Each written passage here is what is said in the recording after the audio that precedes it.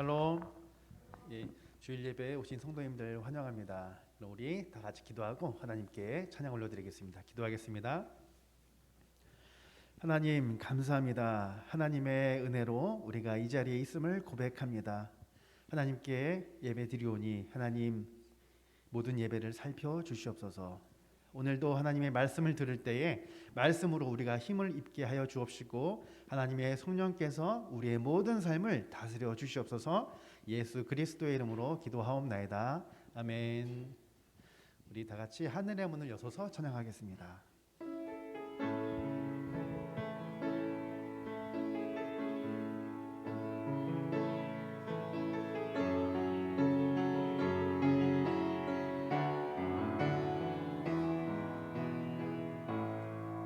하늘의 문을 여소서. 이곳을 주목하소서. 주를 향한 노래가 꺼지지 않으니 하늘의 문 보소서. 이곳에 임재하소서. 주님을 기다립니다. 기도의 향기가 하늘에 닿으니 주여 임재하여 주소서. 이곳에 오셔서 이곳에 앉으소서. 이곳에서 드리는 예배를 받으소서. 주님의 주님의 이름만이 오직 주의 이름만 이곳에 있습니다. 우리 다시 한번 찬양합니다. 하늘의 문을 보소서. 이곳을 주목하소서. 주를 향한 노래가 꺼지지 않으니 하늘을 열고 보소서. 이곳에 임재하소서. 주님을 기다립니다. 기도의 향기가 하늘에 닿으니 주여 임재하여 주소서. 이곳에 오셔서 이곳에 앉으소서. 이곳에서 드리는 예배를 받으소서.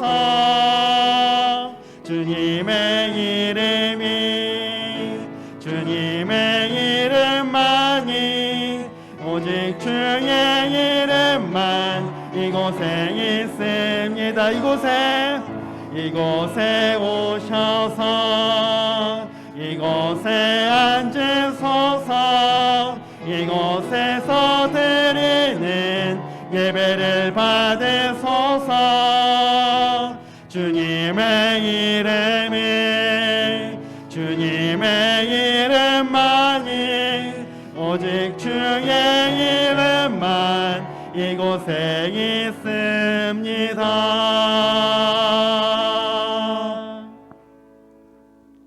찬송가 310장 찬양하겠습니다.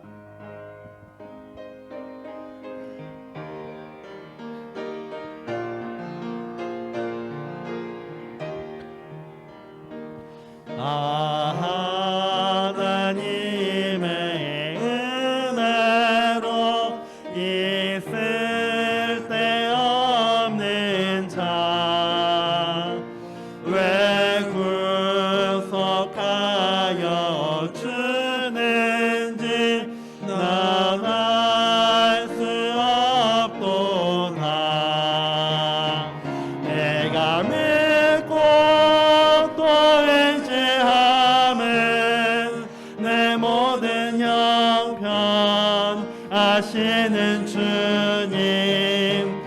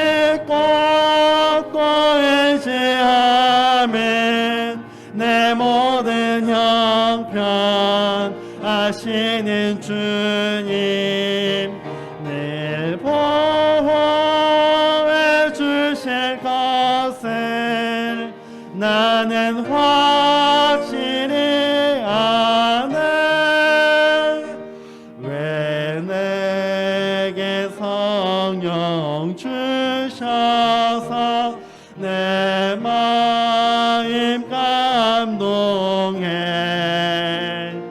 주 예수 믿게 하는지 난 알 수 없도다. 내가 믿고 또 의지함은 내 모든 형편 아시는 주님 늘 보호해 주실 것을 나는 확실히 아네. 주 언제 강림하실지 혹 밤에 혹 낮에 또 주님 만날 그것도 난 알 수 없도다. 내가 믿고 또 의지함은 내 모든 형편 하시는 주님 늘 보호해 주실 것을 나는 확실히 아네. 우리 다 같이 일어서서 주께와 엎드려 찬양하겠습니다.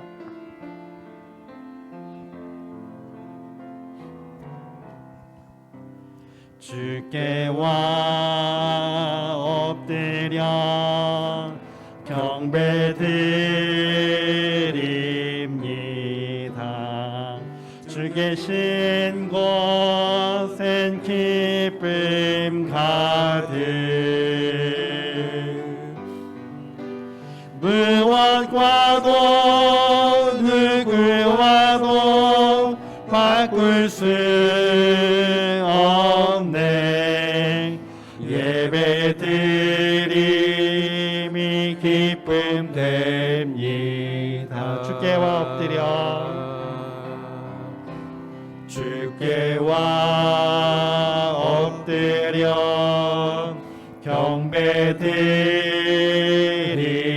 경배드립니다.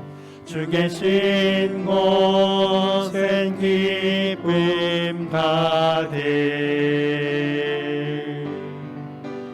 무엇과도 누구와도 바꿀 수 없네. 예배드림이 기쁨 됩니다.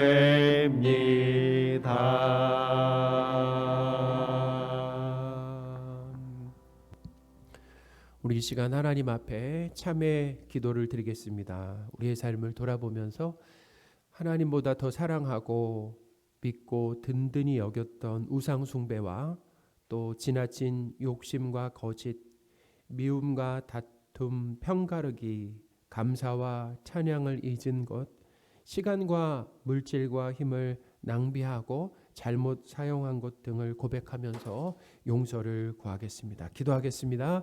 하나님 아버지, 이 주일 예배 가운데 하나님 이 귀한 자리에 우리를 불러주셨습니다. 하나님의 은혜로 우리가 이곳에 있습니다. 하나님, 우리의 지난날의 삶을 하나님 돌아보게 하여 주옵소서. 말과 생각과 행동으로 하나님 많은 죄를 하나님 앞에 지었음을 주여 고백합니다. 부끄럽고 망스러운 하나님 그런 모습 우리에게 있었습니다. 아버지, 알게 모르게 지은 우리의 죄를 주님 용서하여 주옵소서. 특별히 더 감사하고 찬양해야 하는데 사와 찬양에 소홀했던 삶, 하나님에 대한 신으로 평하며 하나님 하지 못했던 삶을, 순종하지 못했던 삶을 주님 앞에 고백하오니 예수 그리스도의 보혈로 깨끗하게 씻어주시고 하나님 앞에 나아갈 수 있도록 도와주옵소서. 아버지, 하나님 아버지, 예수 그리스도의 십자가 죽으심과 부활로 우리의 과거, 현재, 미래 모든 죄가 용서되었음을 믿고 감사를 드립니다. 예수 그리스도를 힘입어 거룩한 하나님 앞에 지금 나아갑니다. 세상에 빼앗겼던 우리 마음과 시선을 하나님께 고정하게 하여 주옵소서. 마음을 다해 하나님께 찬양하며 감사하는 예배가 되기를 원합니다. 하나님의 말씀을 들을 때 알아듣고 깨닫는 은혜를 주셔서 하나님을 아는 지식과 믿음이 자라고 죄를 깨닫고 하나님의 뜻을 알게 되는 새 힘을 얻는 귀한 시간이 되게 하여 주옵소서. 우리 주 예수 그리스도의 이름으로 기도합니다. 아멘.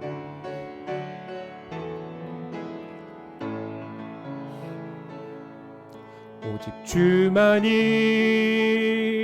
나의 반석, 나의 구원이시니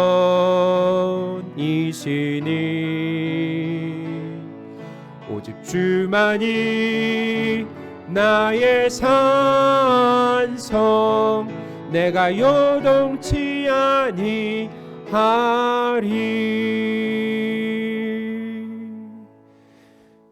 사도신경으로 삼위일체 하나님이신 성부 하나님, 성자 예수님, 성령 하나님에 대한 믿음을 고백하겠습니다.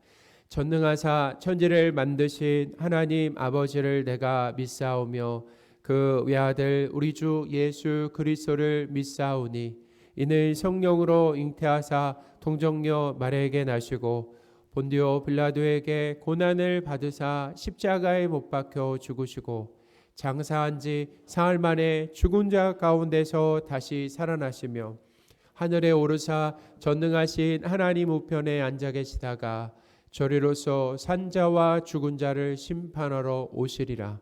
성경을 믿사오며 거룩한 공회와 성도가 서로 교통하는 것과 죄를 사하여 주시는 것과 몸이 다시 사는 것과 영원히 사는 것을 믿사옵나이다. 아멘. 우리 자리에 앉으셔서요. 찬송가 34장 하겠습니다.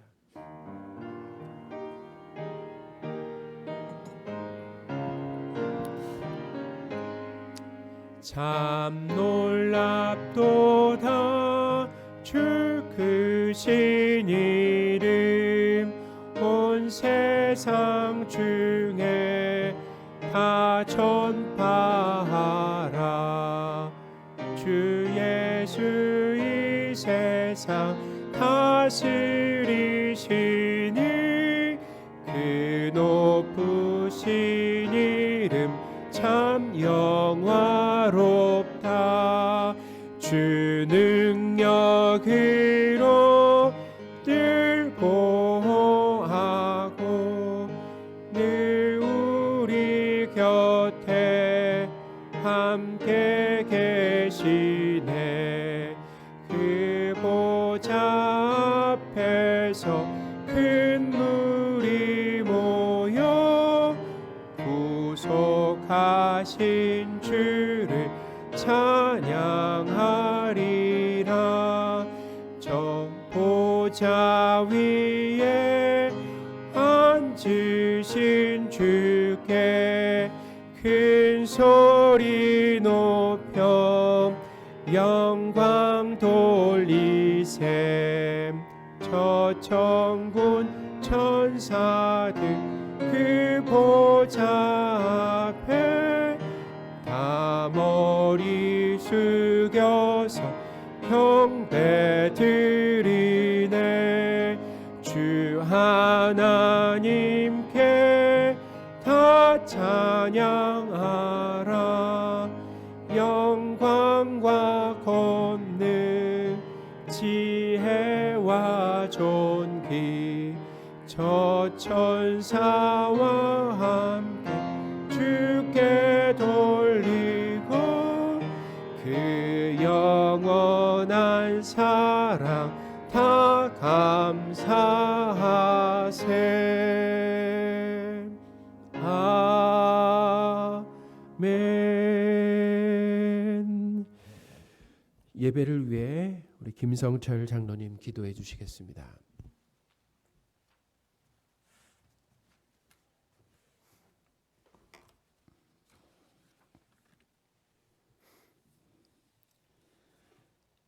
여호와께 감사하라. 그는 선하시며 그의 인자하심이 영원함이로다. 아멘. 하나님 아버지, 한 주간 추운 날씨와 바쁜 일상 속에서 우리를 돌보아 주시고 주일을 맞아 예배 자리에 나올 수 있도록 인도하여 주심에 감사를 드립니다. 항상 부족하고 죄 많은 저희들을 주님의 은혜와 사랑으로 값없이 품어주시니 감사를 드립니다.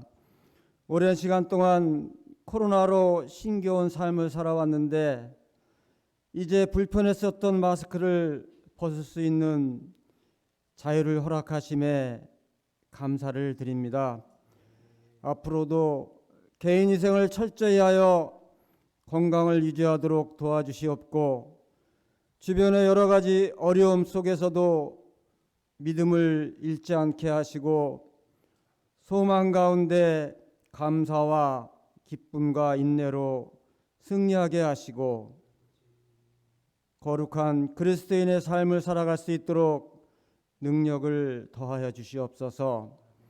자비로우신 주님, 지금은 그 어느 때보다 나라의 경제가 어렵고 정치 또한 갈등과 혼란 속에 빠져 있습니다.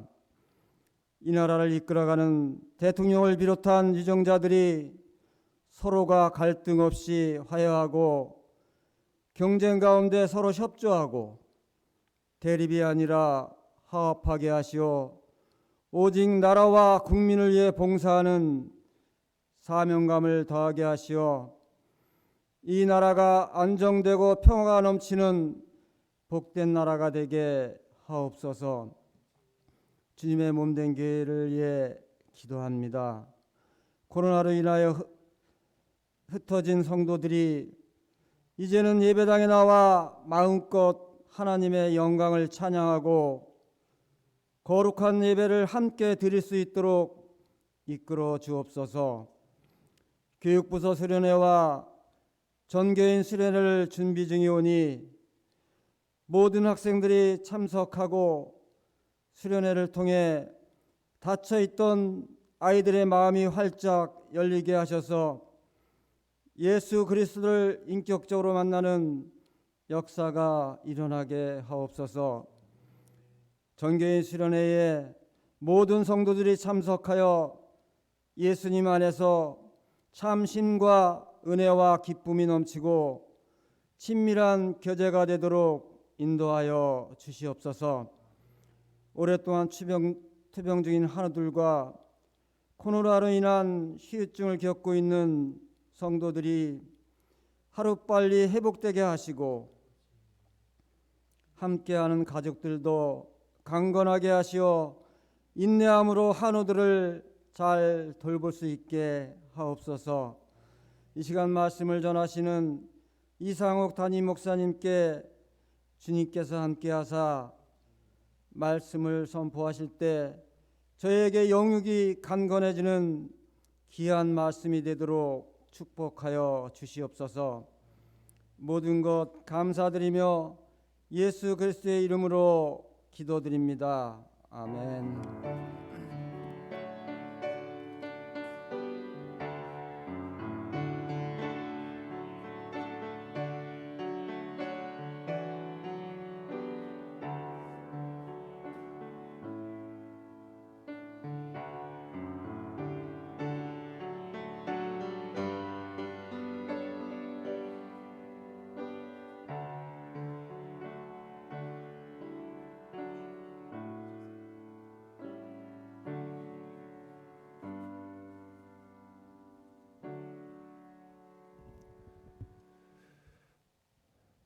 살아계신 하나님의 말씀 로마서 13장 11절에서 14절입니다.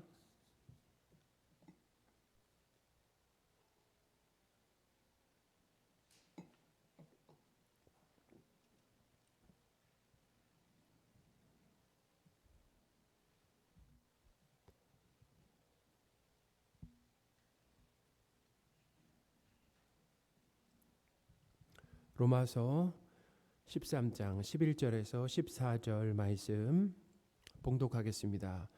또 너희가 이 시기를 알거니와 자다가 깰 때가 벌써 되었으니 이는 이제 우리의 구원이 처음 믿을 때보다 가까웠음이라. 밤이 깊고 낮이 가까웠으니 그러므로 우리가 어둠의 일을 벗고 빛의 갑옷을 입자. 낮에와 같이 단정히 행하고 방탕하거나 술 취하지 말며 음란하거나 호색하지 말며 다투거나 시기하지 말고 오직 주 예수 그리스도로 옷 입고 정욕을 위하여 육신의 일을 도모하지 말라. 아멘. 할렐루야. 우리 좌우에 계신 분들과 이렇게 인사하겠습니다. 예수님 곧 오십니다. 예수님 곧 오십니다. 오늘 이 로마서 13장을 제 마무리하는데요. 로마서 13장에 지난 두 번의 설교 내용을 간단하게 요약을 해드리겠습니다. 1절부터 이 7절은 하나님께서 세우신 교회 밖의 세상의 이 지도자들에게도 하나님의 말씀과 뜻에 어긋나지 않는 한 복종하라라는 내용입니다. 하나님은 교회 안의 직분만 아니라 교회 밖의 세상 권세와 지위도 하나님의 그 선하신 계획 가운데 세우신다라는 거예요. 그러니까 우리나라의 대통령이나 국회의원, 시장도 사람이 선출한 것 같지만 그 배경에는 하나님의 허락하심이 있다라는 거예요.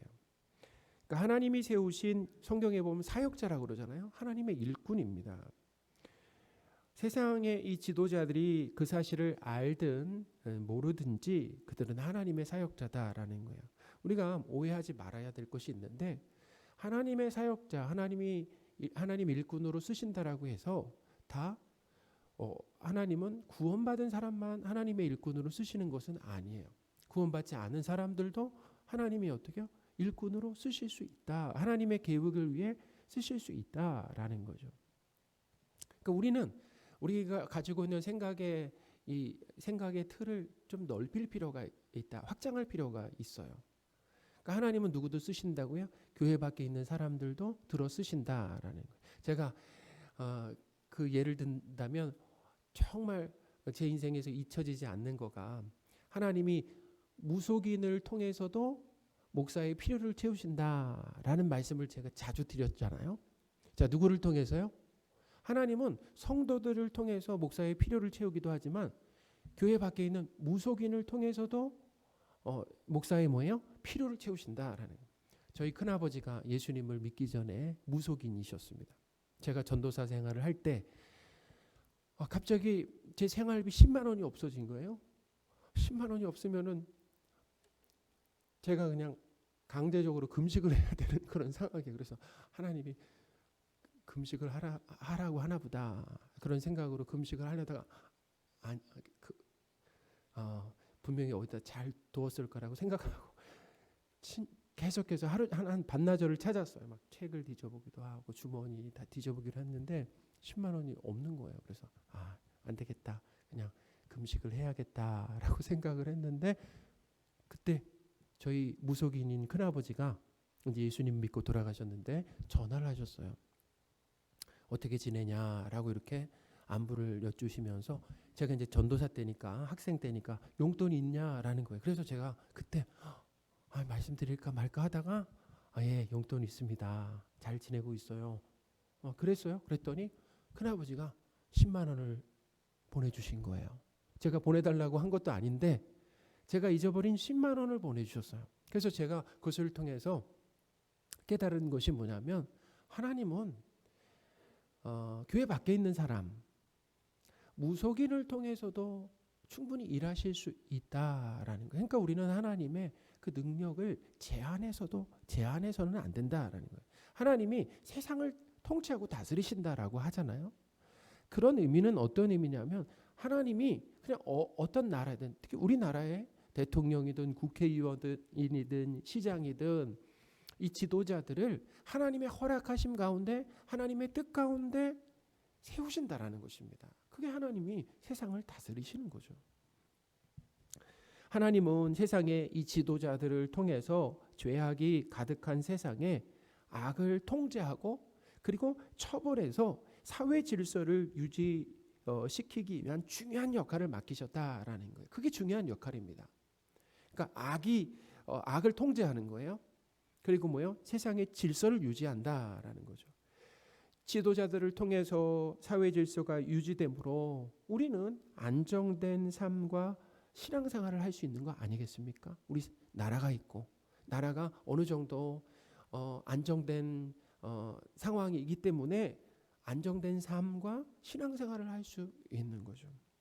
또한 하나님이 이 지도자들을 세우신 이유 중에 하나는 또 이런 이유도 있어요. 지도자들이 우리의 문제를 해결하지 못한다라는 것을 가르쳐 주는 거예요. 경제나 정치인도 마찬가지입니다. 우리의 문제를 해결해 주지 못한다라는 근본적인 죄의 문제도 해결하지 못하잖아요. 한계가 있다라는 것을 가르쳐 주기 위해서 그 지도자들을 세우시는 거다라는 거죠.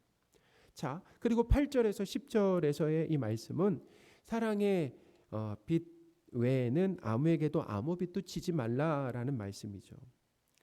그러니까 사랑의 빚을 지라는 것은 우리에게는 사랑이 없어요. 그러니까 빚져야 되잖아요. 돈이 없을 때 돈을 빌리는 것처럼 우리에게 사랑이 없다라는 것입니다. 그러니까 뭐예요? 우리에게는 사랑이 없으니 하나님께 사랑을 꾸고 빌리라는 거예요. 그러니까 사랑을 빚지라라고 하는 뜻은 하나님께서 주시는 사랑을 충분히 받으라는 것입니다. 충분히 하나님이 주시는 사랑을 충분히 받으라는 거예요.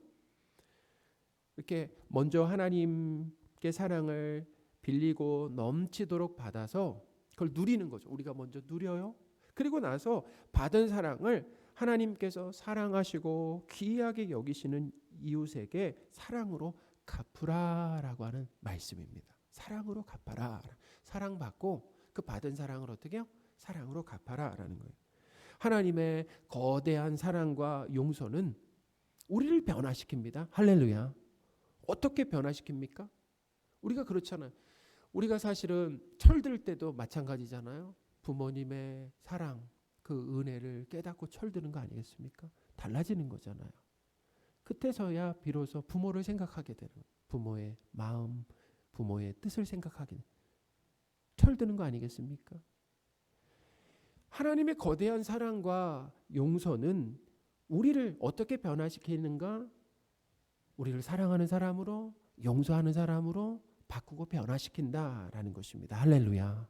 그래서 우리에게 사랑과 그 거대한 사랑, 한도 없는 용서를 우리에게 베풀어 주시는 것이다라는 거죠. 사랑하는 여러분, 성도인 우리에게 한도 없는 사랑을 베푸심으로 사랑하는 사람으로 변화시키시는 하나님을 찬양하시기 바랍니다. 오늘 본문은 바울이 오늘 본문이에요. 이제 오늘 본문으로 돌아와서 오늘 본문은 바울이 세상 권세에 복종하고 하나님께 받은 사랑으로 다른 사람을 사랑하라는 말씀과 긴밀하게 연결되어 있다는 것입니다. 자, 어떻게 연결되어 있는가? 오늘 본문의 이 중심 내용은 예수 그리스도의 재림으로 우리의 구원의 완성이 가까웠다라는 것입니다. 예수 그리스도께서 재림하셔야 다시 오셔야 구원이 완성되는 거예요. 영원한 하나님의 나라에 들어가는 거잖아요. 그러니까 예수 그리스도의 재림으로 우리의 구원이 가까웠으니까 잠에서 깨어나서 말씀해 보면 잠에서 깨어나서 빛의 갑옷을 입고 성도로서 단정하게 행하라라고 하는 이 말씀입니다. 자, 그러면 지난 2주간의 말씀과 오늘 말씀을 연결하는 거예요. 지난 2주간의 말씀과 오늘 말씀을 연결하면 어떻게 되냐면 예수 그리스도의 재림을 고대하고 소망하며 사는 하나님 나라의 시민으로서 하나님이 세우신 세상 권세에 어떻게 복종하라. 그리고 이웃을 사랑하며 그들에게 악을 행하지 말아라라는 말씀이다라는 것입니다. 자, 본문을 통해서 좀 더 자세하게 설명해 드리겠습니다. 바울은 로마 교회 성도들에게 너희가 이 시기를 안다라고 했어요. 모른다라고 하지 않고 이 시기를 안다라고 했습니다. 로마서 13장 11절입니다. 또한 너희가 이 시기를 알거니와. 아멘. 이 시기라고 하는 것은 종말입니다. 종말, 다르게 말하면 말세라는 거예요. 하나님께서 우리의 구원을 위해서 계속해서 해오신 일들이 있어요. 계속해서 해오신 일들의 마지막 단계와 시기가 뭐라는 것입니까? 종말이다라는 거예요. 그게 종말이에요. 말세라고도 합니다. 이제 하나만 남았다라는 것입니다. 하나님 그동안 하신 일들이, 우리 구원을 위해서 하신 일들이 많이 있는데 이제 하나만 남았다라는 거예요. 자, 그동안 택한 백성의 구원을 위해서 하나님께서 하신 그 위대한 일들이 무엇입니까? 자, 첫째는 지금으로부터 2000년 전쯤에 하나님은 아들이신 예수 그리스도를 이 땅에 보내셨다라는 거예요. 예수 그리스도를 이 땅에 보내셨어요. 하나님이신 예수님은 사람의 몸을 입고 이 땅에 오셨다라는 거예요. 성육신이죠. 또 예수님은 택한 백성의 죄를 용서해 주시고 또 하나님의 자녀로 삼아 주시기 위해서 십자가에서 죽으시고 3일 만에 부활하셨다라는 거예요. 그러므로 구원을 이루시고 뭐예요? 성취하셨다라는 거예요.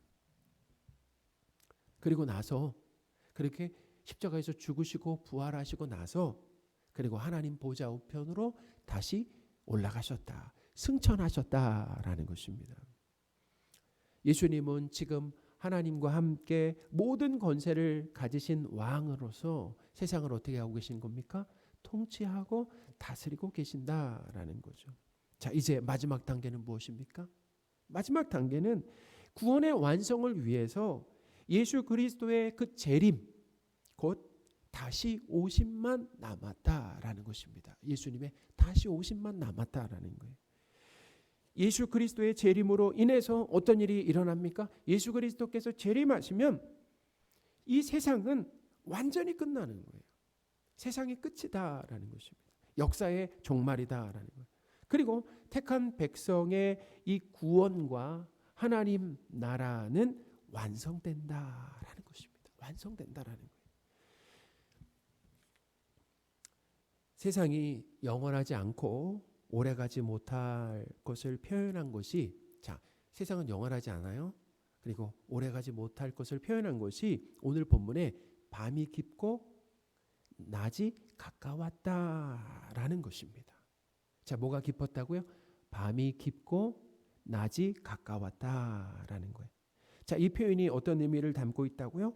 세상이 영원하지 않고 오래가지 못한다라는 것입니다. 자, 12절 상반절입니다. 밤이 깊고 낮이 가까웠으니. 아멘. 밤은 현재 이 악한 세상을 의미해요. 하나님이 잠시 동안 사단에게 세상을 통치할 수 있도록 허락하셨어요. 그러니까 지금 뭐냐면 이 현재 악한 시대를 말하는 것입니다. 밤이라고 하는 건 말이죠. 어두컴컴한 밤이 깊고 이제 낮이 가까웠다라는 것은 세상 나라의 끝과 그리고 멸망, 끝이 곧 멸망이죠. 그리고 하나님 나라의 완성이 임박했다라고 하는 것을 가르쳐 주는 것입니다. 성도들은 하나님 나라에서 그러면 하나님과 영원히 행복하게 살 것이다 라는 거예요. 하나님과 함께 말이죠. 하나님 나라에서 하나님과 함께 영원히 행복하게 살 것이다 라는 거예요. 이 시기는 예수님의 재림만 남겨놓은 종말, 곧 말세 시대를 말한다라는 거예요. 예수님의 재림이 아직 이루어지지 않았기 때문에 지금도 역시 종말, 곧 말세 시대다라는 것입니다. 바울은 이런 종말의 시대를 사는 성도가 이제 자다가 깰 때가 되었다라고 했습니다. 11절입니다. 또한 너희가 이 시기를 알거니와 자다가 깰 때가 벌써 되었으니 이는 이제 우리의 구원이 처음 믿을 때보다 가까웠음이라. 아멘. 바울은 로마 교회 성도들에게 우리의 구원이 가까이 왔기 때문에 자다가 깰 때가 되었다라고 했죠. 구원이 가까이 왔다라고 하는 것은 예수님의 그 재림으로 우리의 구원이 완성되어서 하나님 나라에 입성하는 것을 말한다라는 것입니다. 우리는 살아갈수록 예수님의 재림은 가까워진다라는 거죠. 그렇죠? 우리가 살아갈수록 예수님의 재림이 가까워지잖아요. 우리가 세상에 있을 때 예수님이 재림하심으로 인해서 세상이 끝날 수 있지만 그렇지 않더라도 개인의 죽음으로 하나님 나라에 들어갈 수 있습니다. 두 가지죠. 하나님 나라에 들어가는 건 두 가지예요. 예수님이 재림하시든 아니면 우리가 죽든 개인적으로 죽든 말이죠. 그러니까 재림하시든지 개인의 죽음으로 하나님의 나라에 입성한다라는 것입니다. 사랑하는 여러분, 이 세상은 일시적이고 한시적이며 반드시 끝이 있다라는 것을 기억하시기 바랍니다. 이 세상에 있는 모든 것이 다 그래요. 영원한 것이 없잖아요. 세상에 있는 것이 영원합니까? 그렇지 않잖아요. 저는 영원히 젊을 줄 알고 피부가 보드럽고 그럴 줄 알았는데 저도 어느새 우리 선배님들께 죄송한 말씀을 드립니다. 저도 막 거울을 보니까 웃을 때 여기 막 그 주름이라고 그러나요? 그 많이 잡히는 거예요. 그래서 보기에 좀 민망하더라고요. 참 영원하지 않죠. 우리 젊음이라는 것은 영원하지 않습니다. 우리의 총명함이라고 하는 것도 영원하지 않잖아요. 이제 깜빡깜빡 더 많이 잊어버리잖아요. 이 세상은 일시적이고 한시적이며 반드시 끝이 있습니다. 그러니 불타 없어질 세상에 가장 큰 가치와 소망을 두어서는 안 된다라는 것입니다. 이 세상에 소망을 두어서는 안 된다라는 가장 큰 소망, 가장 큰 가치와 소망이죠. 하나님 나라보다 더 거기에 가치를 두고 소망을 두어서는 안 된다라는 거예요. 죽으면 소유했던 모든 것을 두고 가야 합니다. 전부 두고 가야 합니다. 그런데 그런 우리의 삶이 있는데 다른 사람보다 더 많이 돈을 모으고 소비하는 일에 인생을 허비해서는 안 된다라는 것입니다. 우리 삶의 질이 더 나아지는 것에 목숨을 거는 것은 어리석은 것이다라는 거예요. 예전에 어떤 목사님의 설교를 듣는데 대부분 사람들이 집에 화장실 개수를 늘리다가 인생이 끝난다라고 하는 말씀을 하셨어요. 자, 어떤 개수를 늘린다고요?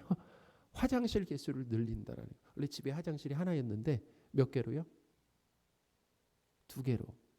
2개 있으면 몇 개로요? 3개로 늘리다 보면 인생이 끝난다라는 거예요. 근데 확 와닿습니다. 인생을 하나님 주셨는데 화장실 개수만 늘리다가 가겠구나. 그러니까 방향이 잘못된 인생에 대한 예로 확 와닿았어요. 방향이 너무 잘못됐다라는 것이죠. 이 세상은 종착지가 아닙니다. 우리가 가야 할 본향, 곧 하나님의 집이 있다. 하나님 아버지 집이 있다라는 것입니다. 우리의 시민권은 성경에 보면 우리의 시민권 하늘에 있다라고 얘기하고 있어요. 빌립보서 3장 20절입니다. 그러나 우리의 시민권은 하늘에 있는지라. 아멘. 이 세상은 아주 잠시 머물다 가는 임시 거처다라는 것입니다. 저도 그렇게 느껴요. 정말 세월이 빠르다. 근데 여기 앉아 계신 분들은 아마 다 그렇게 느끼실 거예요. 어떻게 이렇게 세월이 빨리 갔을까? 진짜 눈 깜짝할 사이에 세월이 가버린 거 아니겠습니까? 그렇죠? 이 세상은 아주 잠시 머물다가 가는 임시 거처다. 그러니까 잠시 머물다라는 것은 사실 100년 정도 사는데 그게 잠시라고 생각하면 참 오래 사는 거 아니겠어요? 생각하면. 근데 우리가 살 하나님 나라에서의 삶과 비교하면 점도 찍을 수 없을 만큼이나 잠시다라는 것입니다. 아주 잠시라는 거예요. 근데 하나님이 잠시 이 삶을 우리에게 허락한 이유가 있다라는 것입니다. 여러분, 우리가 세상에 출장 왔다고 생각해 보세요. 여기 출장 왔어요. 하나님이 출장을 보내셨네. 근데 어쩌면 근데 출장 와가지고 우리는 출장 와서 잠시 쓰는 숙소가 있어요. 근데 이 숙소에 막 금칠을 하는 거예요. 숙소에다가 다 금칠을 하는 거예요. 그냥 금칠을 하는, 어떻게 보면 어리석은 삶을 살 수도 있다라는 것입니다. 세상에 출장 보내신 하나님께서 하나님 나라로 복귀하라고 부르시면은 모든 것을 두고 이 임시 숙소를 떠나야 된다라는 것입니다. 오늘 본문은 예수 그리스도의 재림으로 구원이 완성되어 영원한 하나님의 나라에 들어갈 성도의 삶이 이 땅에서 어떠해야 되는가라고 하는 것을 가르쳐주고 있다는 것입니다. 바울은 예수님의 재림으로 우리의 구원이 가까웠으니 어둠의 일을 버리고 빛의 갑옷을 입으라라고 했습니다. 12절입니다. 밤이 깊고 낮이 가까웠으니 그러므로 우리가 어둠의 일을 벗고 빛의 갑옷을 입자. 아멘. 빛의 갑옷을 입기 위해서는 먼저 어둠의 일을 벗으라고 했습니다. 어둠의 일을 벗고 빛의 갑옷을 입는 것이 무엇입니까? 13절에 설명을 하고 있어요. 자, 13절에 자세히 나와 있는데요. 낮에와 같이 단정히 행하고 방탕하거나 술 취하지 말며 음란하거나 호색하지 말며 다투거나 시기하지 말고. 아멘. 방탕, 술 취함, 음란, 호색, 다툼, 시기하며 사는 것이 어둠의 일이다라는 것입니다. 어둠의 일. 그러니까 어떻게 보면 하나님의 자녀가 아니라 마귀의 자녀의 그런 뭐예요? 모습들이다라는 거예요. 빛의 갑옷을 입는 것은 뭐냐면 낮에와 같이 단정한 것이다라고 했죠. 낮에와 같이 단정하다라는. 그리고 이런 것들에서 자신을 지키며 멀리하는 것입니다. 보통 죄는 언제 짓습니까? 사람들이 볼 때 짓습니까? 안 볼 때 져요? 사람들이 안 볼 때 밤에 어두운 곳에서 죄를 짓는다라는 것입니다. 밝은 대낮에 사람들이 많은 곳에서 죄를 잘 안 짓습니다. 낮에와 같이 단정하라라고 하는 그 말씀의 의미를 좀 아시겠죠? 성도가 잠자는 것은 지금 사실은 깰 때가 되었다라고 하는 것은 지금 성도들이 뭐 하고 있다라는 거예요? 자고 있다라는 거예요. 자고 있다라는 걸 전제하는 거 아니겠습니까? 자고 있다라는 것입니다. 그러니까 성도가 잠자는 것은 피신자들처럼 방탕하고 술 취하며 음란하고 다툼과 시기 가운데 빠져 있다라는 것입니다. 성도도 여러분 기억하세요. 성도도 비신자들처럼 틈만 나면은 하나님의 통치와 다스림에서 벗어나 자기 마음대로 살려고 한다라는 것입니다. 누가복음 15장에 보면 탕자의 비유가 있습니다. 한 사람에게 두 아들이 있었습니다. 둘째 아들이 아버지가 돌아가시기도 전에 유산을 요구했어요. 아들은 아버지를 아버지로 대우해드리지 않고 어떻게 보면 없는 사람으로 취급을 했습니다. 아버지의 유산을 상속으로 받은 아들은 어떻게 했습니까? 그 유산 전부를 전 재산을 기부하거나 재산의 일부를 불우이웃 돕기로 사용하지 않았어요. 모든 재산을 현금화해서 먼 나라로 떠났습니다. 그러니까 먼 나라, 성경에 먼 나라로 기록하고 있어요. 그러니까 아버지의 영향력에서 멀어지고 싶었던 거예요. 그래서 먼 나라로 떠났습니다. 그리고 그곳에서 어떻게 살았습니까? 허랑방탕하게 살면서 재산을 낭비하고 결국에는 궁핍하게 되었다라는 거예요. 누가복음 15장 13절 14절입니다. 그 후 며칠이 안 되어 둘째 아들이 재물을 다 모아가지고 먼 나라에 가 거기서 허랑방탕하여 그 재산을 낭비하다니 다 없앤 후 그 나라에 크게 흉년이 들어 그가 비로소 궁핍한지라. 아멘. 자, 여기에 어떤 교훈이 들어있는 것입니까? 이 아버지가 있잖아요. 하나님이죠. 그리고 둘째 아들. 자, 둘째 아들이 이미 하나님과의 관계를 맺었다는 것입니다. 하나님 자녀예요. 그렇죠? 하나님의 자녀입니다. 그런데 자녀가 아버지를 떠났다라는 거예요. 그러니까 하나님 아버지를 떠나서 이 성도가 잘 살 것 같지만 하나님의 통치와 다스림을 벗어나서 자기 마음대로 살면은 반드시 불행해진다라고 하는, 성도도 마찬가지입니다. 불행해진다라고 하는 교훈이 거기 담겨 있는 것입니다. 자, 또 하나의 교훈이 있습니다. 하나 더 있는데 이미 하나님의 자녀된 성도들이 가출하는 것. 가출하여 살면서 하나님의 자녀로서 이 자격이 없다라는 것을 깊이 깨닫게 된다라는 것입니다. 그렇게 돈을 가지고 하나님을 떠나서 막 살다 보니까 내가 하나님의 자녀가 될 자격이 없었다라고 하는 것을 깊이 깨닫게 된다라는 것입니다. 그러니까 어떻게 보면 방탕하며 술 취하고 음란하게 사는 그런 삶이 잘못되기도 했지만 하나님은 또 그것을 통해서 선을 이루시는데 그런 모습을 통해서 내가 구원받을 만한 자격이 하나도 없었구나라고 하는 것을 깨닫게 하신다라는 것입니다. 잠시 하나님을 떠난 삶을 통해서, 그러니까 신앙적으로 방황하는 거죠. 이것을 통해서 둘째 아들처럼 자신이 하나님의 자녀가 될 만한 자격이 없음을 뼈저리게 느낀다는, 누가복음 15장 18절 19절입니다. 내가 일어나 아버지께 가서 이르기를 아버지 내가 하늘과 아버지께 죄를 지어 싸우니 지금부터는 아버지의 아들이라 일컬음을 감당하지 못하겠나이다. 나를 품꾼의 하나로 보소서. 아멘. 자격이 없다는 걸 깨달은 거잖아요. 그렇죠. 하나님께서 사랑하시는 성도 여러분, 우리는 하나님의 자녀임에도 행실이 좋지 않습니다. 그게 방탕이에요. 술 취해서 인사불성이 되기도 하고 아무도 보지 않을 때 음란에 빠져 살아갑니다. 에베소서에 보면은 술 취하지 말라라고 하는 말씀이 있어요. 술 취하는 것은 뭐라고 얘기하냐면 방탕한 것이라고 얘기합니다. 술 취함은 방탕함으로 이끈다라는 거예요. 술 취하게 되면 어디로 간다고요? 방탕함으로 이끄는. 그러니까 온갖 죄를 짓게 된다는 것입니다. 술 취하면 말이죠. 온갖 죄를 불러오고 끌어당긴다라는 거예요. 그러니 성령으로 충만함을 입으라라는 말씀이 있어요. 에베소서 5장 18절입니다. 술 취하지 말라. 이는 방탕한 것이니 오직 성령으로 충만함을 받으라. 아멘. 여러분, 성령의 충만함을 받는 것, 성령의 다스림을 받는 삶의 반대가 무엇입니까? 바로 술 취함이라는 거예요. 술 취함으로 인사불성이 되면 뭐예요? 누구의 통제도 받지 않는다라는 것입니다. 그리고 온갖 욕심에 이끌려 감정대로 살게 돼요. 여러분, 술 취하면 감정이 제어가 안 되잖아요. 다른 사람의 통제가 안 된다라는 것입니다. 그러니까 이 말씀은 진짜 술을 마시지 말기도 해야 되지만 영적으로 술 취하지 말라라는 것입니다.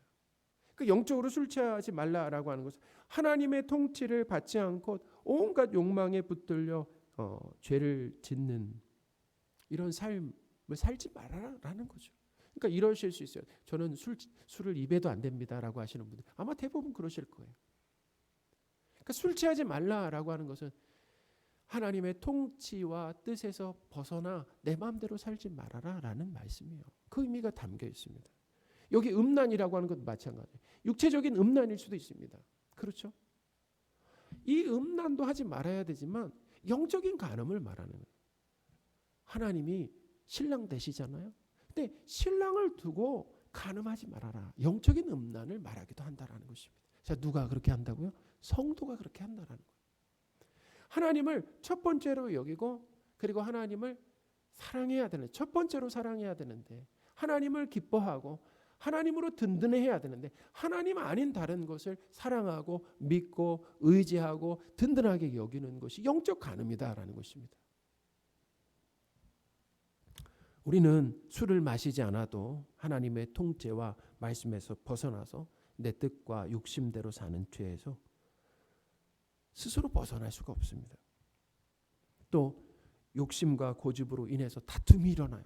여러분, 우리 주변에 오늘 내가 현재 살고 있는데 지금 다툼이 있습니까? 없습니까? 지금 내가 다른 사람과 화평합니까? 아니면 지금 다툼 가운데 있습니까? 다툼이 있다라고 한다면 문제가 있는 거죠. 어떤 문제입니까? 내 욕심 때문에 다툼이 일어나. 내 고집 때문에 다툼이 일어난다라는 거예요. 내 기준 때문에 다툼이 일어난다라는 것입니다. 다툼이 일어나지 않기 위해서는 고집을 내려놔야 되는, 욕심을 내려놔야 되는 것입니다. 자기 고집을 꺾어야 되는 거예요. 하나님께 은혜를 구해야 되는 것입니다. 다른 사람이 잘 되는 것을 진심으로 축하하지 못해 시기한다라고 그러잖아요. 성도인데도 불구하고 시기심으로 가득한, 다른 사람이 잘 되는 걸 보지 못한다라는 것입니다. 다른 사람의 불행을 내 행복의 기초로 삼는 그런 못된 심보가 성도에게도 있다라는 거예요. 이런 부끄럽고 실망스러운 모습을 수시로 경험하면서 성도인 우리가 수시로 경험한다라는 것입니다. 경험하면서 구원받고 하나님의 자녀가 된 것이 내가 맞는지 의심될 때가 있다라는 거죠. 오늘 본문에서 자다가 깨고 어둠의 일을 벗고 빛의 갑옷을 입으라고 했는데 생각해 보세요. 우리가 스스로 깰 수 있는가? 할 수 있는 일입니까? 깨어 있을 수 있어요? 빛의 갑옷을 입을 능력도 없음을 느낀다라는 것입니다. 못해요. 그게 자기 인정입니다. 자기 부인이에요. 못합니다. 예수님께서 제자들과 함께 겟세마네 동산에 가셔서 기도하실 때 제자들에게 깨어서 기도하라고 하셨습니다. 결과는 어떻게 됐습니까? 한 사람도 예외 없이 졸며 잤다라고 기록을 하고 있어요. 그러니까 깨어 기도하는 것에 제자인 모두가 실패했다라는 거예요. 마태복음 26장 36절 40절입니다. 이에 예수께서 제자들과 함께 겟세마네라 하는 곳에 이르러 제자들에게 이르시되 내가 저기 가서 기도할 동안에 너희는 여기 앉아 있으라 하시고 제자들에게 오사 그 자는 것을 보시고 베드로에게 말씀하시되 너희가 나와 함께 한 시간도 이렇게 깨어 있을 수 없더냐. 아멘. 사랑하는 여러분, 예수님은 깨어서 기도하라고 하셨지만 제자들은 한 사람도 예외 없이 모두 실패했다라는 것입니다. 무엇을 가르쳐 줍니까?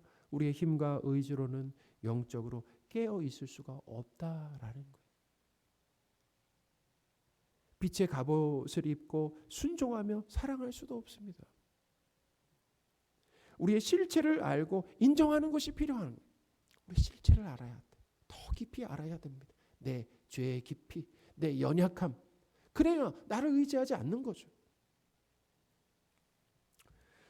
그리고 깨어있고 빛의 갑옷을 입고 낮에와 같이 단정하게 선을 행하기 위해서는 나에게 그러기 위해서는 하나님의 은혜만 필요하다라는 그래서 하나님의 은혜가 필요하다는 것입니다. 바울은 빛의 갑옷을 입는 것을 또 다르게 오늘 본문에서 표현을 했습니다. 어떻게 표현했습니까? 주 예수 그리스도로 옷 입는 것으로 표현을 했어요. 14절입니다. 오직 주 예수 그리스도로 옷 입고 정욕을 위하여 육신의 일을 도모하지 말라. 아멘. 주 예수 그리스도로 옷 입는다라고 하는 것은 무엇입니까? 그것은 예수 그리스도와 한 몸으로 연합하기 위해서 성령 세례를 받는 것입니다. 한번 생각해 보세요. 내가 옷을 입고 있으면 옷과 내가 하나가 된 거잖아요. 그렇죠? 그러니까 예수 그리스도로 옷을 입는다라고 하는 것은 예수 그리스도와 한 몸으로 연합되기 위해서 성령 세례를 받는 거예요. 그러니까 성령이 예수님 믿을 때 성령이 우리 안에 오심으로 인해서 성령 하나님과 우리가 한 몸이 됐잖아요. 하나가 됐잖아요. 연합되었잖아요. 갈라디아서 3장 27절입니다. 누구든지 그리스도와 합하기 위하여 세례를 받는 자는 그리스도로 옷 입었느니라. 아멘. 여기는 뭐라고 되어 있습니까? 그리스도로 이미 옷을 입었다라고 기록되어 있잖아요. 입었다라는 것입니다.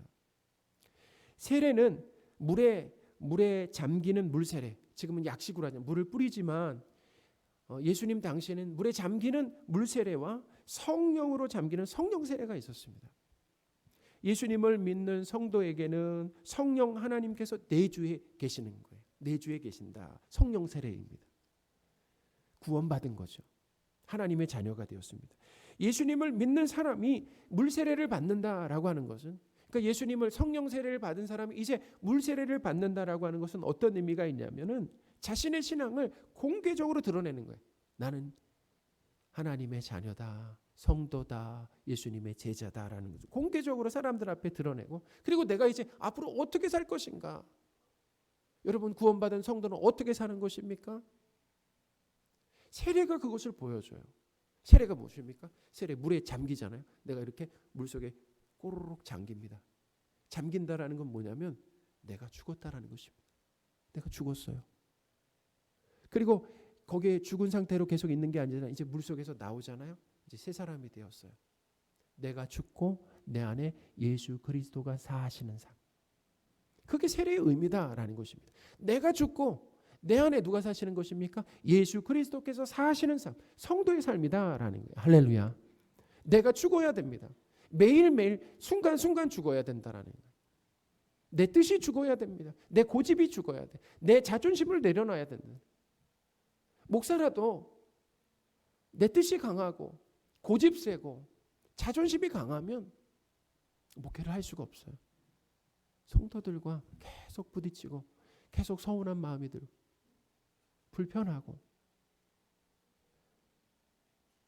밉고 짜증나고 사역을 할 수가 없습니다. 생각해 보세요. 다 그렇잖아요. 내 마음에 드는 사람이 한 사람도 없어.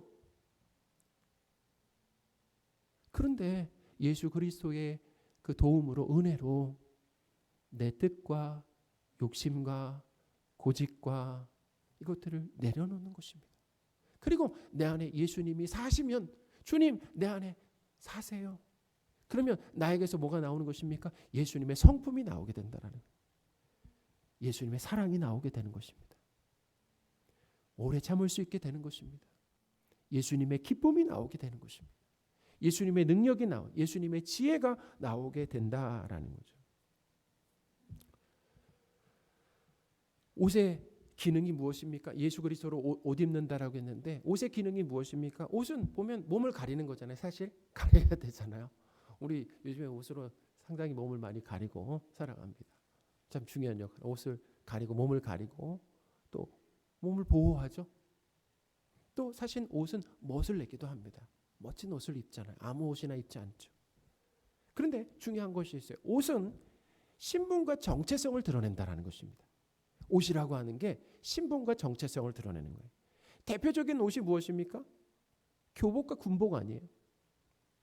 교복은 학생이라고 하는 신분과 정체성을 드러내는 거예요. 사람은 옷에 어울리는 행동을 하려고 합니다. 그래서 학생들의 신분에 맞게 살아라, 말하고 행동하라 라고 그러잖아요. 그 옷 입고는 아무 데나 못 가잖아요. 그렇죠? 학생들이 못 갈 곳이면은 교복을 또 갈아입고 사복으로 입고 가기도 하잖아요. 왜냐하면 교복을 입고 있기 때문에. 우리 남자들은 그 예비군 훈련을 받잖아요. 예비군 훈련 받을 때 어떤 옷을 입습니까? 예비군 그 군복을 입는데, 근데 참 희한한 것은 사람이 그 번듯하고 단정한 사람도 예비군 이 군복만 입으면 그냥 흐트러진다라는, 그냥 아무데나 막 눕고 막 저기 가서 노상방뇨하고 쓰레기도 흐트러진다라는 것입니다. 그만큼. 그러니까 어떤 옷을 입었느냐에 따라서 행동이 달라지는 거예요. 성도는 예수 그리스도와 한 몸으로 연합되어 이미 예수 그리스도로 옷 입은 사람입니다. 할렐루야. 예수 그리스도로 옷 입은 사람이다라는 거예요. 예수 그리스도의 성품과 지혜와 능력이 우리에게서 나오게 된다라는 거예요.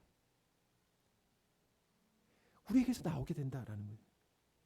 인류를 대표하는 아담과 하와는 마귀의 이 시험에 속절없이 무너졌지만 예수님은 3번이나 마귀의 시험을 이기셨다라는 거예요. 예수님을 옷으로 입고 있으면 마귀의 유혹을 이겨낼 수 있다라는 것입니다. 할렐루야. 마귀의 유혹을 이기죠. 우리는 이길 수 없지만 예수님을 옷으로 입고 있으면 예수님으로 인하여서 시험을 이길 수 있는 것입니다. 제자들이 기도할 때 졸며 잤지만 예수님은 홀로 깨어 기도하셨다라는 거예요. 성도는 그 예수 그리스도와 한 몸으로 연합되고 그리스도로 옷 입은 사람입니다. 그러니 예수님의 성품과 능력과 지혜가 우리에게서 나오게 되어 있다라는 거예요. 주 예수 그리스도로 옷 입으라라고 하는 이 말씀은 예수 그리스도로 옷 입고 있음을 늘 뭐예요? 잊지 말라라는 것입니다. 우리가 예수 그리스도로 옷 입고 있음을 늘 잊지 말아라라는 거예요. 그러니까 내가 누구인지 항상 기억하라는 것입니다. 여러분, 내가 누구입니까? 예수 그리스도로 옷 입은 사람이다. 내 안에는 성령님이 내주하고 계신다라고 하는 것. 그러므로 나는 하나님의 자녀다. 나에게서 예수님의 능력과 지혜와 그리고 성품이 나온다라고 하는 것. 그것을 늘 기억하라라는 것입니다. 우리 한번 이렇게 따라해 보겠습니다. 나는 예수 그리스도로 옷 입은 사람입니다. 나는 예수 그리스도로 옷 입은 사람입니다. 하나님께서 예수님이라는 이 옷을 입혀주셨다라는, 그게 은혜죠. 입혀주셨다라는, 입혀주셨다라는. 그러므로 우리는 중독성이 강한 죄악들을 벗어버리고 낮에와 같이 단정하며 깨어서 낮에와 같이 단정히 행하며 순종하며 사랑할 수가 있다라는 것입니다. 하나님이 은혜를 걷어가시면 성도인 우리의 삶에도 방탕과 술 취함과 음란과 다툼과 시기가 가득하겠지만 하나님께서 우리에게 은혜 주시면 이런 죄악된 삶에서 벗어나 뭐예요? 양보하며 다른 사람이 잘 되는 것에 진심으로 기뻐해 줄 수가 있다라는, 우리가 예수 그리스도로 옷 입고 있음을 늘 기억하는 방법이 있어요. 이 한 가지, 그것은 뭐냐면 항상 기도하는 것입니다. 기도를 통해 내가 누구인지 확인하고 예수 그리스도로 옷 입은 성도로 살아갈 힘을 공급받는 것입니다. 누가복음 21장 34절에서 36절입니다. 너희는 스스로 조심하라. 그렇지 않으면 방탕함과 술취함, 오늘 본문에 나오는 내용이잖아요. 생활의 염려로 마음이 둔하여지고 뜻밖의 그날이 덕과 같이 너희에게 임하리라. 이날은 온 지구상에 거하는 모든 사람에게 임하리라. 이러므로 너희는 장차 올 이 모든 일을 능히 피하고 인자 앞에 서도록 항상 기도하며 깨어 있으라 하시니라. 아멘. 말씀을 정리하겠습니다. 재림 신앙으로 깨어서 낮에와 같이 단정한 삶을 사시기 바랍니다. 하나님이 우리를 이 땅에 남겨두신 이후에 잠깐 남겨두셨잖아요. 그러기 위해 필요한 것은 성도인 우리가 예수 그리스도로 옷 입은 사람이다라고 하는 것을, 그 정체성을 늘 기억하는 것입니다. 내가 누구인가? 예수 그리스도로 옷 입은 사람. 예수 그리스도께서 내 안에 내주하신다. 내가 하나님의 자녀다. 그러므로 내 뜻과 욕심과 고집은 내려놓고 죽이고 부인하고 내 안에 예수님이 사셔야 된다는 거예요. 그러기 위해 필요한 것은 성도인 우리가 예수 그리스도로 옷 입은 사람이라는 것을 늘 기억하는 것이고, 잊지 않기 위해 필요한 것은 뭐예요? 항상 기도하는 것이다. 그래서 우리에게 기도가 필요하다라는 것입니다. 기도하겠습니다. 하나님 아버지, 예수 그리스도께서 다시 오신다라고 하는 재림 신앙으로 깨어서 어둠의 일을 벗길 원합니다. 항상 기도하며 예수 그리스도로 옷 입은 사람이라는 정체성을 잊지 않게 하옵소서. 우리에게서 예수님의 성품과 지혜와 능력이 나와서 여러 가지 욕심을 이루는 삶을 멈추고 순종하고 사랑하며 살게 하여 주옵소서. 우리 주 예수 그리스도의 이름으로 기도합니다. 아멘. 우리 하늘의 문을 여소서 찬양하겠습니다.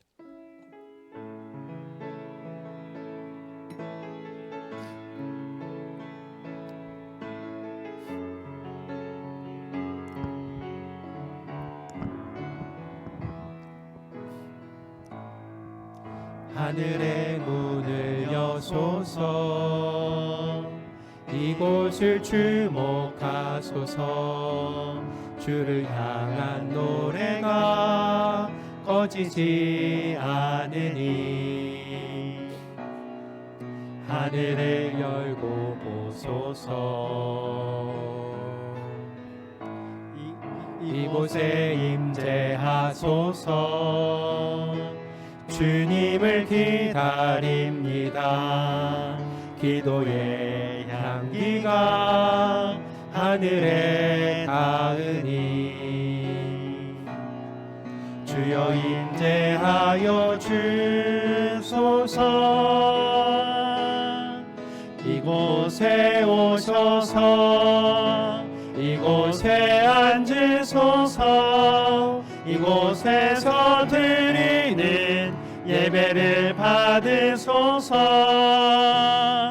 주님의 이름이 주님의 이름만이 오직 주의 이름만 이곳에 있습니다. 하늘의 문을 여소서. 이곳을 주목하소서. 주를 향한 노래가 꺼지지 않으니 하늘을 열고 보소서. 이곳에 임재하소서. 주님을 기다립니다. 기도의 향기 소리가 하늘에 닿으니 주여 임재하여 주소서. 이곳에 오셔서 이곳에 앉으소서. 이곳에서 드리는 예배를 받으소서. 주님의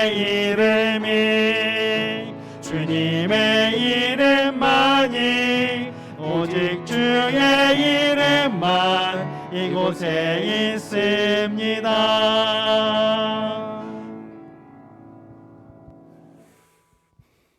기도하겠습니다. 내 하나님 여호와를 기억하라. 그가 내게 재물 얻을 능력을 주셨음이라. 아멘. 하나님 아버지, 우리에게 재물 얻을 수 있는 기회와 능력을 주신 하나님을 찬양합니다. 하나님께서 주신 것들의 일부를 헌금으로 돌려드립니다. 우리가 드린 헌금이 교회가 든든히 세워지고 이웃을 돕고 복음을 전하는 데 귀한 쓰임이 되기를 원합니다. 하나님 아버지께서 우리의 삶을 영원히 책임지신다라고 하는 그 믿음으로 하나님께서 주신 시간과 물질과 재능을 하나님의 뜻대로 기꺼이 쓰게 하옵소서. 우리 주 예수 그리스도의 이름으로 기도합니다. 아멘. 우리 기쁨으로 서로 인사하겠습니다. 예수님 곧 오십니다. 예수님 곧 오십니다. 우리 2023년 교회 표를 함께 외치겠습니다. 내가 회복할 것이라. 아멘. 하나님이 회복하실 것이다 라는 약속의 말씀입니다. 우리 금주 암송구절 같이 읽겠습니다. 이 율법책을 내 입에서 떠나지 말게 하며 주야로 그것을 묵상하여 그 안에 기록된 대로 다 지켜 행하라. 그리하면 내 길이 평탄하게 될 것이며 내가 형통하리라. 아멘. 우리 지난주 암송 구절 있는데요. 우리 함께 발표하겠습니다. 모든 성경은 하나님의 감동으로 된 것으로 교훈과 책망과 바르게 함과 의로 교육하기에 유익하니. 아멘. 우리 하나님께 감사의 박수. 우리 다음 주일부터 참회 기도 전 부르는 찬양이 있는데요. 이 찬양을 송축회 내용원으로 변경하겠습니다. 착오 없으시길 바라고요. 우리 정부의 지침을 따라서 실내 마스크 착용이 해제가 되었는데요. 이제 우리 예배 중 마스크 착용을 자율로 하도록 하겠습니다. 그러니까 마스크를 쓰셔도 되고 마스크를 벗으셔도 됩니다. 그리고 시행은 이제 다음 주일이죠. 12일 주일부터 한다라고 하는 거 기억하시기를 바랍니다. 우리 유초등부 이번 토요일에 야외 나들이 갑니다. 안전하고 즐거운 나들이가 될 수 있도록 관심과 기도를 부탁드립니다. 다음 주일 12일이죠. 순예배 후에 순장 모임이 있습니다. 우리 순장님들 기억해 주시고요. 꼭 참석해 주시기를 바랍니다. 우리 정교인 수련회 이제 우리가 2월 28일에서 3월 1일 화수 1박 2일로 이렇게 진행을 하는데요. 정말 코로나 상황도 있었지만 오랜만에 정교인 수련회를 이렇게 진행하게 됩니다. 무엇보다 우리 성도분들이 일정을 조정하셔서 함께 참석해 주시면 좋겠습니다. 우리가 추억을 공유할 때 추억을 많이 공유하잖아요. 또 함께 많이 식사하면은 그만큼 더 가까워진다라는 거예요. 그래서 하나님이 이번에 우리에게 귀한 잔치를 허락해 주셨는데 우리 성도분들이 적극적으로 모두 참석해 주셔서 성도 안에 그 교제의 즐거움을 맛보시는 수련회가 되셨으면 좋겠습니다. 수련회 그리고 이제 준비를 하는 우리 남전도회, 여전도회를 위해서도 기도를 부탁드리겠습니다. 우리 온라인 헌금 계좌 안내입니다. 교회 재정 계좌가 우리가 신한 처음에 개설할 때는 신한은행으로 이렇게 했다가 농협으로 이렇게 변경을 했습니다. 이렇게 변경을 해서 두 계좌를 쓰고 있었는데 우리 재정 계좌는 농협 계좌를 우리가 이제 주 계좌로 해서 쓰고 있는데요. 얼마 전부터 계속 이 정확한 헌금 집계에 어려움이 생겼습니다. 그래서 신한은행에다가 헌금을 해주시는 분들이 있어요. 근데 그 헌금 해주시는 것이 이제 누락되는 거죠.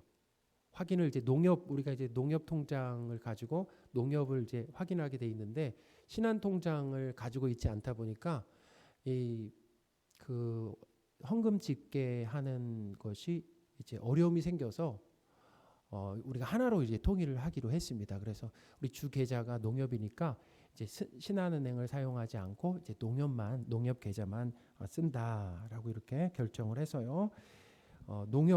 신한으로 온라인 헌금을 지금도 해주시는 분들이 있습니다. 그래서 신한으로 온라인 헌금을 하셔야 되는 분들은 신한은행이 아니고 농협 계좌로 변경해서 해주시기를 부탁드리겠습니다. 우리 다 함께 자리에서 일어나셔서 우리 찬송가 620장 하겠습니다.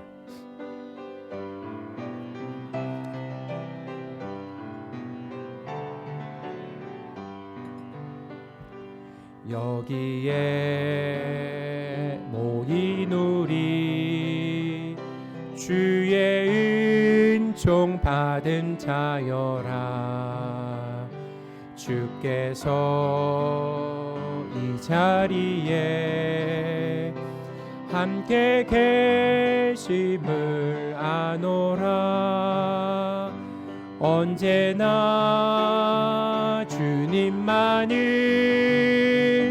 찬양하며 따라가리니 시험을 당할 때도 함께 계심을 믿노라.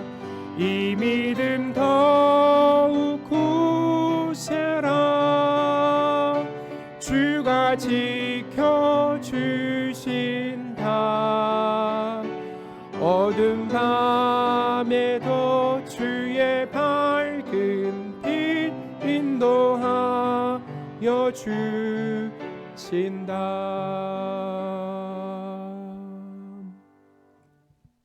축도하겠습니다.